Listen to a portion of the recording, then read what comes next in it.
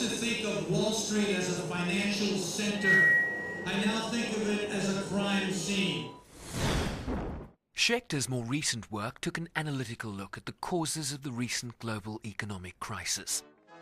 He also made 6 non-fiction films about Nelson Mandela, including Mandela in America, after the former president's first visit to the United States. Danny had many, many passions and covered many, many issues, as I said, from Chile to Vietnam to the American economic crisis. But the most enduring, and I would say the one that was closest to his heart, was always South Africa.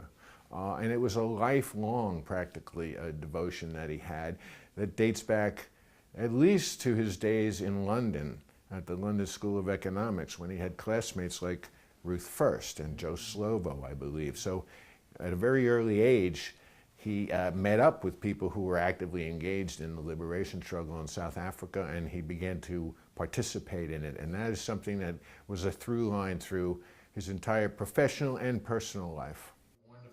O'Connor told us they were branded activists by the mainstream American media when it was still unpopular to support liberation movements branded as communists, but that didn't stop them.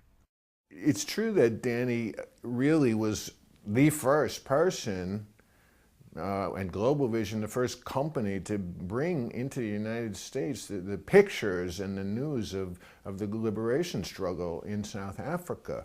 And as I said, this is something that was closer to his heart than any other issue, I would say. But we were journalists, so we were trying just to tell a story, if you will. Now, from a journalistic perspective, it was a great story of, millions of people struggling for their liberation. And to our shock, we found that the mainstream media here in the United States was not interested in reporting this story. So on a moral level, we were concerned, but on a journalistic level also, we said, my God, this story is like a ripe apple about to fall from a tree.